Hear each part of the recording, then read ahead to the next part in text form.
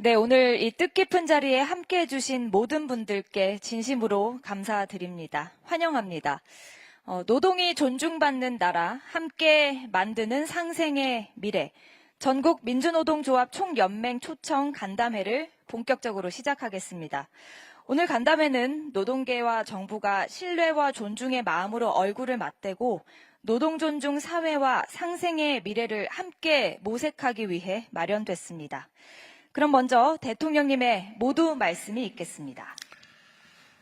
네, 민주노총 관계자 여러분, 이렇게 만나게 돼서 참으로 반갑습니다. 여러분들 별로 안 바꿔온 거예요? 많이 어려우시죠? 이게 지금 일반적으로도 어려운 상황인데 지금 중동 전쟁 때문에 또 상황이 점점 악화되고 있는 것 같습니다. 우리 국민주권정부는 노동 존중 사회를 위한 나름의 정책적 노력을 최선을 다하고 있습니다. 그런데 아마 노동계에서 보기에는 많이 부족할 거예요. 근데 국정이라고 하는 게 노동계만을 대표할 수도 없고 그렇다고 또 산업계만을 대표할 수도 없는 거죠. 경영계만을 위할 수도 없고 저희는 양자를 적절하게 잘 조정해서 노동도 존중되고 또 산업 경제 발전도 또 추진해야 될 그런 입장에 있습니다. 좀 부족하긴 하지만 그래도 노동조합법 개정이나 또 노동절 명칭 복원, 공휴일 지정 같은 제도적 성과도 있습니다. 또 한편으로 우리 노동부 장관도 있지만 산업 현장에서 일터에서 노동자들이 죽어가는 그런 산업재해 사망자를 줄이기 위해서 최선을 다하고는 있는데 가시적 성과가 그렇게 빨리 나지는 않습니다만 최근에 보니까 조금씩 성과들이 나는 것 같아요. 어쨌든 일하러 갔다가 일터에서 죽어가는 살기 위해서 노력하다가 죽음을 맞는 그런 일은 최소화될 수 있도록 노력하겠습니다. 산업재해를 줄이는 문제는 우리가 제도적으로 노력도 하고 정책적으로 노력도 하지만 노동계에서의 참여도 중요한 것 같아요.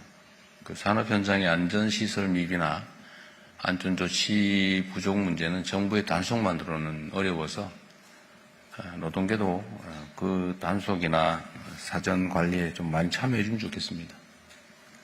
물론 거기에 인력이 소요될 수 있는데 거기는 저 노동부에 전에 얘기한 것처럼 일종의 일부 비용을 우리가 지원하는 방법도 있을 것 같고요. 감시원들을 노동계에서 충원하는 방법도 있을 것 같습니다. 더 지킴이 요청하고 있습니다. 그래요. 하여튼 규모를 좀 늘리면 좋겠고요. 특히 소규모 산업 현장에서 산업재해가 줄어들지 않고 있는 게 문제인데 정부로서도 가능한 방법이 뭔지를 잘 찾아보겠습니다.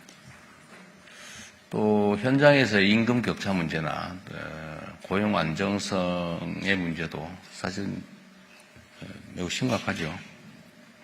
근데 제가 노동계에 좀 부탁드리고 싶은 거는 이런 겁니다. 사실 우리가 아주 오랫동안 성장 드라이브 정책을 취해오면서 노동계에 대한 노동자에 대한 탄압이 일상화된 측면이 있어요. 그게 이제 아주 오랜 시간 동안 계속되다 보니까 노동계에는 아마도 그 일종의 트라우마 같은 게 있어서 어떤 실용적인 정책 같은 데에 대해서도 본능적인 반감이 있을 수 있습니다. 저는 충분히 이해합니다. 또 한편으로 보면 예를 들면 이런 거죠. 어떤 노동자를 보호하기 위한 정책이 전국적으로는 노동자들에게 전체적으로 오히려 피해를 끼치는 경우가 있어요. 저는 2년 노동계약 2년이 지나면 정규직 해야 된다. 이런 법조항이 형식으로 보면 아주 그렇다고 좋은데 현실로는 고용하는 측이 2년 11개월 딱 잘라가지고 절대로 2년 넘게 계약을 안 하죠. 바보가 아닌 다음에. 그러니까 예를 들면 한 4, 5년, 5년, 10년 쓸 부분도 2년 11개월 쓰고 잠깐 쉬었다가 다시 또 2년 11개월 계약하고 그것도 너무 근접하면은 문제가 될 수 있으니까 그 텀을 많이 길게 두니까 오히려 실업을 강제하는 측면들도 있어요. 이런 문제를 어떻게 실용적으로 해결할지도 고민을 좀 했으면 좋겠습니다. 어제도 제가 그 말씀 드렸는데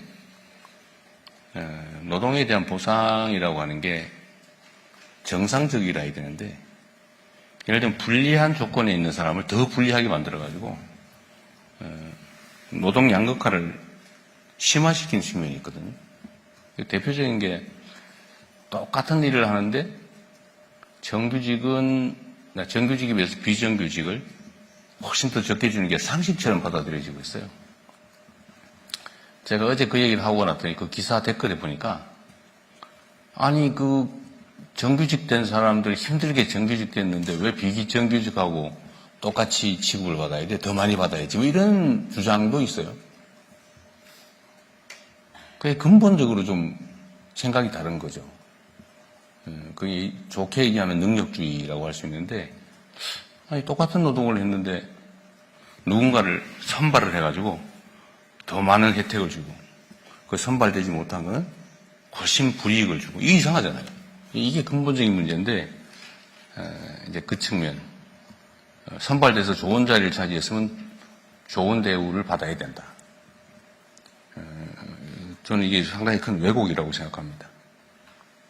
하여튼 비정규직이라는 이유로 똑같은 일하고도 덜 받고 또 비정규의 기간이 짧을수록 더 적게 받아요. 예를 들어 알바는 더 싸게. 이게 완전 반대로 돼야 되거든요. 선진국들은 되게 그렇지 않잖아요. 근데 이게 이제 노동의 양극화를 강제하는 측면들이 있습니다. 이런 것들도 저는 끊임없는 대화를 통해서 그게 상식적으로 그렇게 하면 안 되지라고 하는 국민적 공감을 만들어야 된다고 생각해요. 지금까지 우리는 대화를 잘 안 했습니다. 그냥 싸웠죠. 싸우니까 편이 갈려가지고 서로 일방적인 주장만 하고 개선은 안 되고 대립과 갈등은 격화되는 문제라고 발생합니다. 터놓고 얘기해야죠. 화나고 뭐 그러더라도 얘기해서 팩트에 기반해서 상식적인 결론은 서로 내주고 이해관계가 달라서 합의할 수 없는 건 또 그런 거 싸워야 되겠죠. 또 그러려면 저는 이 대화를 일상적으로 공식적으로 하는 것도 필요하겠다. 저는 민주노총이 그 사회적 대화 기구에서 아주 탈퇴한 지 오래됐죠. 뭐 이해합니다.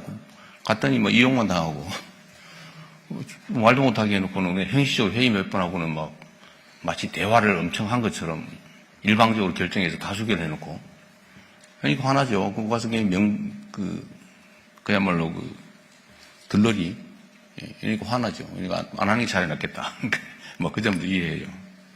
근데 최소한 우리 정부 안에서는 좀 그러지 않았으면 좋겠다는 게 제 생각입니다. 정부는 아직도 여전히 믿기 어려워서 국회의 사회적 대화에 참여하시는 것 같아요. 나를 못 믿어서 그런가.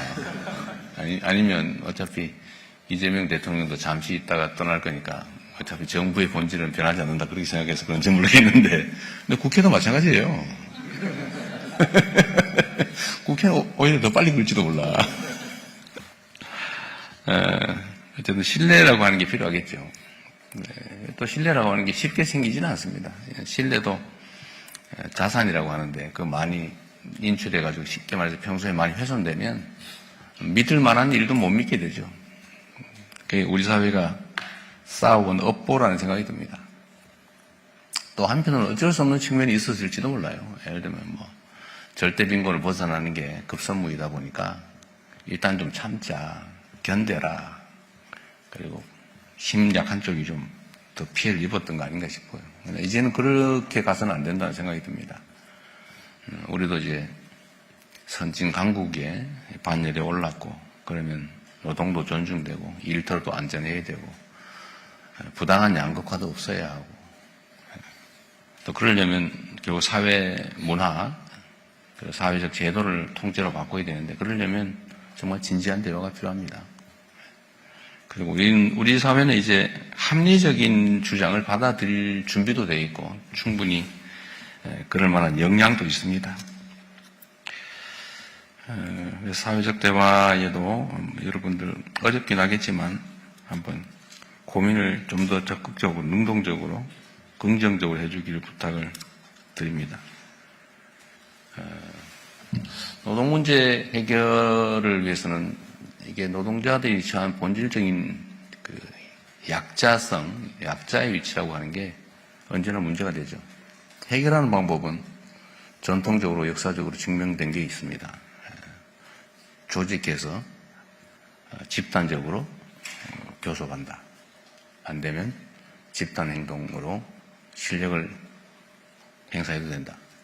소위 노동삼권이라고 하는 게 헌법에도 보장되고 있는데 이게 이제 단결권이 충분히 확보되지 못하니까 실효적으로 과연 노동삼권이 작동하고 있느냐에 대해서는 의문이죠. 저는 요새 그 소상공인들도 좀 집단적 교섭을 허용하고 단체 행동은 어떻게 될지 모르겠지만 최소한 단결권은 허용해야 된다.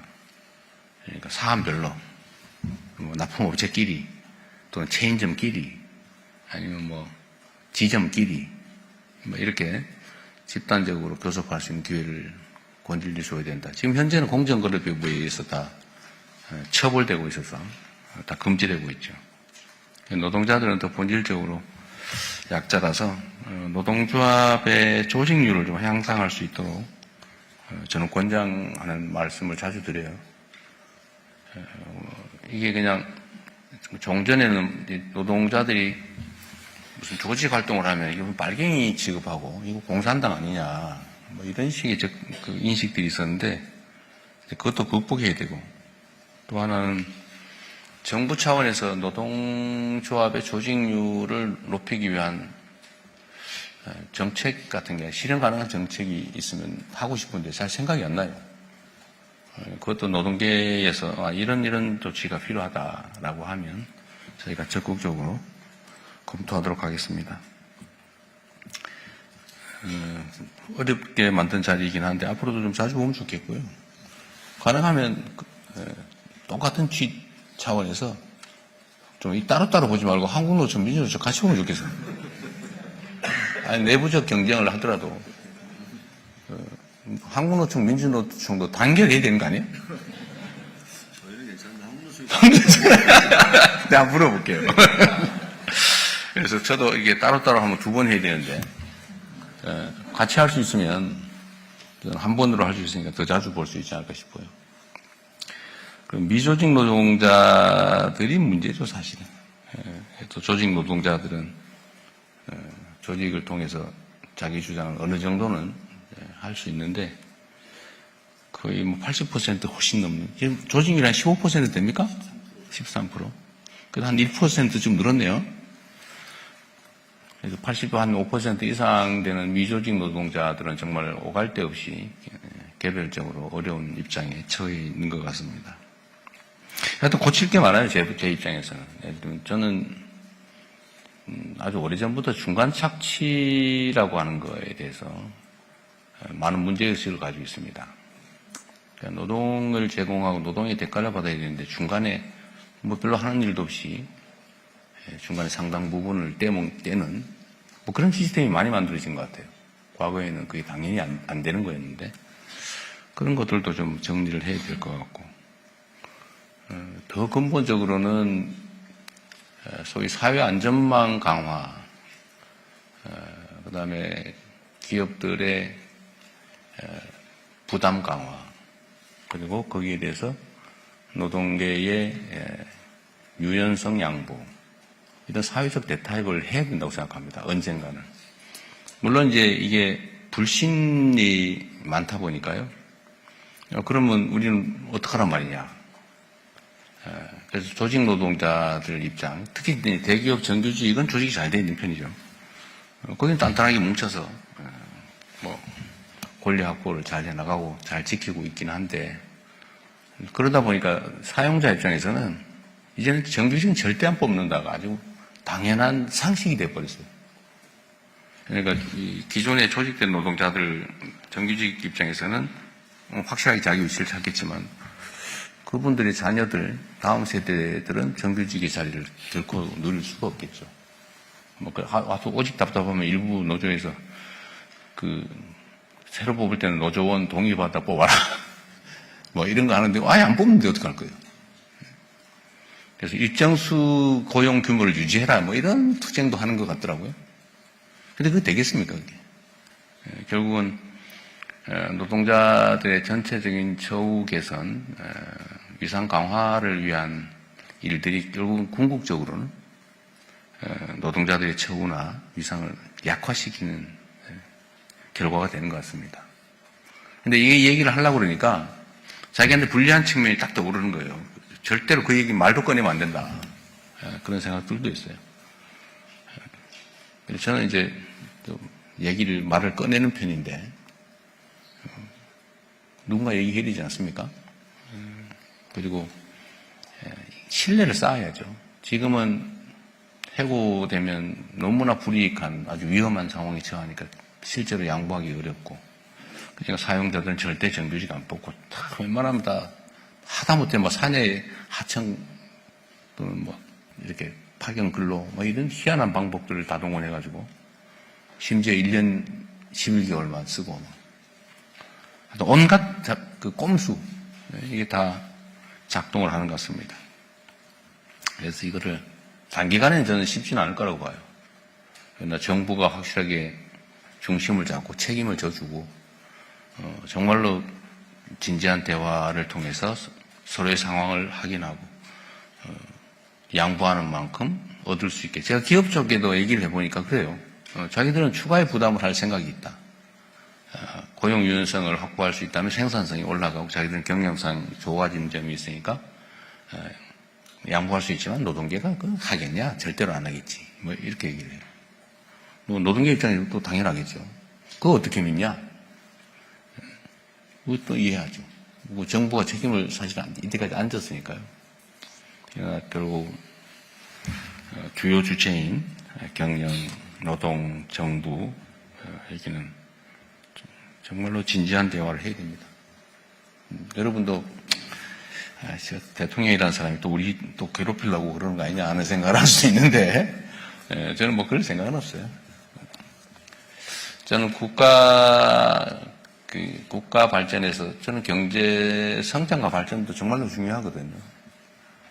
그러나 그 과정에서 누군가 피해를 봐서도 안 되고 또 누군가가 그걸 독점해서도 안 되고 그러려면 다 손잡고 가야 됩니다. 그래서 제가 일종의 도박을 했는데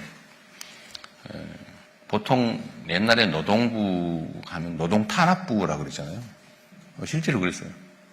노동부가 대법원 판결에 어긋나는 노동 지침 만들어가 현장에 시행하고 소송하는 사람만 구제받고 아닌 사람들은 다 여전히 피해를 입고 그런데 그걸 노동부가 방치할 뿐만 아니라 조장하고 노동부가 나서서 노동자 탄압하고 옛날에 많이 그랬죠. 요새는 안 그러시죠? 그래서 이게 비정상이다. 노동부는 노동을 보호하는 노동자들이 하면 좋겠다. 그리고 산업부는 또 산업 현장 출신이 하면 좋겠다. 그래서 해놓으면 막 싸우지 않을까. 그런 걱정들이 되잖아요. 그래서 제가 그런 얘기 했습니다. 장관들끼리 싸우면 현장에서 덜 싸운다. 근데 장관들끼리 안 싸우고 편을 먹으면 현장에서 싸우게 돼요. 사회적 비용이 엄청나게 늘어나는 거죠. 다행히 요새 보니까 두 분이 김정관 장관하고 잘 지내죠? 예, 뭐 진지하게 얘기를 해요. 어제 얘기가 좀 길었는데 오늘도 여러분들 자유롭게 의견 말씀하시고요. 또 저희가 이미 하고 있는 것도 있을 테고 또 새로운 의견도 있을 거고 우리 정책에 대해서 지적하거나 아니면 비판할 것도 있을 텐데 자유롭게 하십시오. 하시고 다만 제가 이 간담회를 해보니까 너무 말이 길어가지고 내가 지금 말이 긴데 평소에 자주 안 보면 말이 길어요. 가급적 요약해서 많은 분들이 다 의견을 말씀하실 수 있는 기회를 만들면 좋겠습니다. 여하튼 환영합니다. 그리고 고생 많습니다. 예, 대통령님 말씀 감사합니다. 이어서 전국 민주노동조합 총연맹 양경수 위원장님의 인사 말씀이 있겠습니다. 저희는 저만 좀 길고 나머지는 2분 이내로 줄이겠습니다. 먼저 나라 안팎으로 굉장히 현안이 많은 시기인데 작년 9월 용산에서 제안드렸던 우리 산별 대표자들과의 간담회 잊지 않고 자리 마련을 해주셔서 진심으로 감사드립니다. 63년 만에 되찾은 노동절이 이제 얼마 남지 않았는데요. 그 노동절 앞두고 또 이런 자리가 마련돼서 더욱 뜻깊지 않나 생각을 합니다. 저는 지난 한 달 정도를 그 개정된 노조법에 따라서 원천교섭을 현실화시키기 위해서 현장을 한 달 정도 전국을 돌았습니다. 곳곳에서 이재명 정부의 노동정책에 대해서 반신반의했던 시선이 기대로 좀 바뀌고 있구나 이런 걸 느낄 수 있었습니다. 노동 안전에 대한 관심과 대책 문제라든지 말씀 주셨던 노조법이나 공무직위원회법 또 학교급식법과 같은 제도적 개선에 대한 긍정적 평가 때문이지 않나 생각을 합니다. 그런데 한편에서는 아쉬움을 토로하는 목소리도 있습니다. 현 정부의 정책이 아궁이에 불은 떼는 것 같은데 아직 바닥의 온기를 느낄 수는 없다는 것이 현장의 평가인 것 같습니다. 정부 정책의 신뢰도를 높이기 위해서라도 분명한 실천이 함께 보장되는 것이 필요합니다. 대통령께서 도지사 시절에 단행하셨던 계곡정비 사업이라든지 또 최근에 부동산 정책이라든지 이런 것들이 국민들한테 환영을 받는 것은 정책의 일관성과 함께 분명한 실천이 담보되었기 때문이라고 생각을 합니다. 노동정책에서도 그런 실천이 함께 되면 좋겠다 싶습니다. 그런 측면에서 얼마 후면 최저임금 논의를 시작하게 됩니다. 올해 처음으로 노동부가 특수고용 플랫폼 노동자들에 대한 최저임금 논의를 요청했습니다. 굉장히 의미 있는 일이라고 생각을 합니다. 그리고 모든 노동자들의 임금인 최저임금의 대폭적인 인상을 위해서도 관심을 가져주셨으면 좋겠습니다. 또한 조만간에 공공부문의 비정규직 실태조사와 처우 개선 대책도 발표될 예정입니다. 공공부문 비정규직 노동자들이 정부 부처를 상대로 원천교섭을 요구하고 있는 지금이 공공부문부터 정부가 모험 사용자로서 역할을 해서 실질적인 대책 마련과 또 신속한 시행을 할 수 있는 좋은 기회라고 생각을 합니다. 노동 현장의 가장 큰 관심사는 아무래도 AI라고 생각합니다. AI는 이미 노동 현장에서 많은 영향을 미치고 있습니다. AI가 위험한 일이나 어려운 일, 야간 노동을 대신해 준다고 하면 마다할 이유가 없겠습니다만 자동화라고 하는 것이 곧 일자리의 상실이라는 역사적 경험 속에서 우려가 많을 수밖에 없습니다. 특히나 피지컬 AI의 도입은 일자리의 변화가 아니라 완전한 소멸을 추구한다는 점에서 그간의 대책과는 달라야 한다고 생각합니다. 단순히 일자리 정책에 머무는 것이 아니라 사회안전망, 또 노동권, AI로 발생하는 기업의 초과 이윤을 어찌 환수할 건가의 문제까지 종합적인 논의와 대책이 필요하지 않은가 싶습니다. 그래서 정부의 주요 정책을 결정할 때 환경영향평가라는 것을 하듯이 노동환경에 미치는 영향을 의무적으로 검토하는 노동영향평가를 전면적으로 도입할 것을 제안드립니다. 정부는 초고령화 시대를 맞이해서 보건의료와 돌봄 등의 일자리가 대폭 늘어날 것이라고 전망하고 있습니다. 청년 고용을 늘리기 위해서는 수치상이나 통계적으로 실업률을 낮추는 데 급급할 문제가 아니라 늘어나는 일자리의 질을 향상시키는 것이 필요합니다. 그래야 청년들이 대부분 내몰리고 있는 비정규직 일자리를 양질의 일자리로 전환할 수 있고 그래야 쉬었음 청년은 줄고 또 초고령 사회를 대비할 수 있지 않나 싶습니다. 이를 위해서라도 노정 간에 또는 초기업 교섭과 같은 집단적 노사관계와 논의구조를 만들어서 대책 논의를 함께하는 것이 필요하다고 생각합니다. 초기업 교섭은 실질적인 대안을 마련하기 위해서 반드시 필요하다는 점을 다시 한번 강조드리고 싶습니다.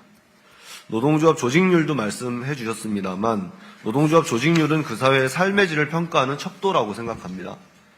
문재인 정부 시절에 민주노총 조합원이 약 30만 명이 가파르게 증가한 경험이 있습니다. 그럴 수 있었던 것은 정부의 공공부문 비정규직 정책이 토대가 되었기 때문입니다. 특수고용 플랫폼 노동자의 노동자성을 인정하는 것이 노동조합 조직률 제고에 큰 추동력이 될 거라고 저는 생각합니다.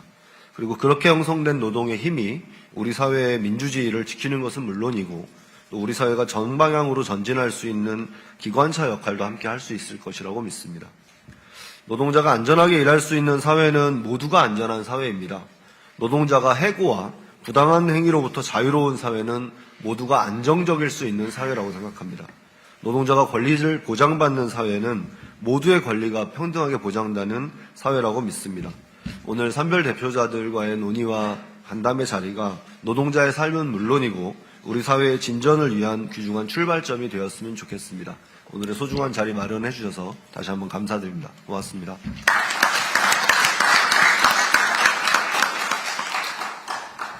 개별적인 우리 위원장님들 말씀 듣기 전에 제가 우리 양 위원장님 말씀에 대해서 일부 의견을 얘기해 주는 게 차이 낫겠죠? 네.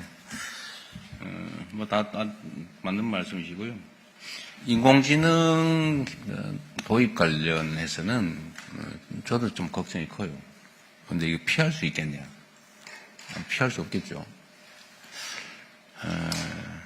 그래서 대책을 만들어야 되는데, 우리는 이제 정부 차원에서 지금 걱정하신 피지컬 AI 도입에 대해서 재정 투입을 해가면서 어쨌든 속도를 내서 우리가 전 세계에서 좀 선도적으로 앞서가자 이런 정책을 가지고 있습니다. 노동 현장에서 뭐, 야, 이거 노동을 다 대체하는 거를 정부가 밀어붙이면 반노동적으로 보일 수도 있거든요.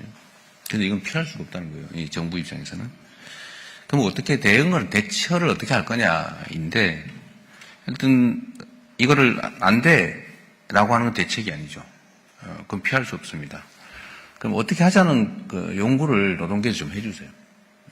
아무래도 현장에 있는 분들이 이런 대안이 있다든지 아니면 거기다 뭐 부가적인 대책이 있을 수도 있죠. 그게 뭔지를 노동계에서 좀 논의를 해주면 좋겠어요.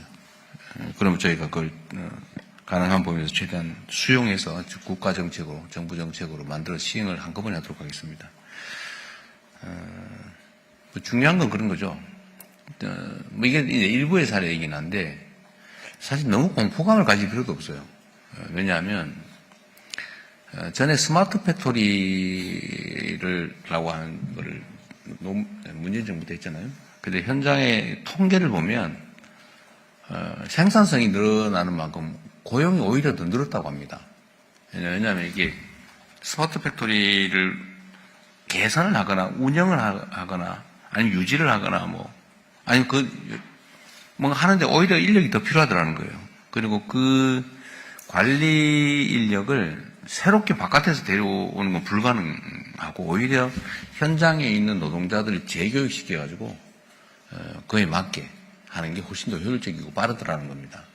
실제 그럴 수밖에 없죠. 이 숙련 노동자들을 되게 대체하게 되는데 그 숙련 노동자들을 인공지능으로 전환하는 근데 그것도 노동자가 협조를 해야 가능하지. 그것도 끊임없이 개선해야 되거든요. 물론 인공지능 스스로 해나가는 것도 있겠지만 그러나 사람의 도움 없이는 불가능하죠. 기본적으로. 그래서 이거를 인공지능에 대한 공포감도 없애고 인공지능에 대한 지식도 쌓고 어떻게 활용할지 좀 주체적으로 그 일을 오히려 하는 연구를 해야 될 것 같은데 그건 정부에서만 하기는 좀 어려워요. 실제로 현장과 결합해가지고 같이 연구하고 만들어가야 되거든요. 특히 피지컬 AI는 더더욱 그런 것 같아요. 숙련 노동을 로봇으로 대체하는 거잖아요. 그럼 노동자들의 협조나 관리 없이는 불가능합니다. 그래서 그 부탁을 한번 드리고요. 회피할 게 아니라 오히려 적극적으로 대응을 했으면 좋겠다. 노동계가. 필요하면 우리도 뭐 재정이든 인력이든 다 함께 지원하면 되니까요. 그래서 현장의 시각으로 인공지능 도입에 대해서 공동 대응을 해 나가면 좋겠습니다. 그 하나 부탁을 드리고요. 또 한 가지는 이제 이 세상 사람들이 가진 오해인데 지금은 많이 없어지긴 했는데 여전히 있어요. 노동자들이 파업을 해가지고 극한 투쟁을 해가지고 회사를 망하게 한다. 그런 인식이지 않습니까? 회사 망하게 하면 지 일자리도 없어지는데 그럴 사람들이 어디 있어요? 그러나 그렇게 오해하기도 하고 그렇게 선전하기도 해서 그런 인식들이 여전히 좀 남아 있습니다. 그리고 실제로 그렇게 발전하는 경우가 있어요. 정말 극단적으로 악화돼가지고 감정이 악화돼가지고 차라리 뭐 망해버리자 해가지고 실제로 폐업하고 가버리는 데가 있어요. 사업 유지가 가능한데 노동자들은 뭐 회사에 대한 애정은 그냥 증오심만 있고 회사도 노동자들에 대한 적대감이 워낙 크다 보니까 아예 차라리 문 닫다 버리자 이런 경우가 없지 않잖아요. 뭐 그런 경우도 있고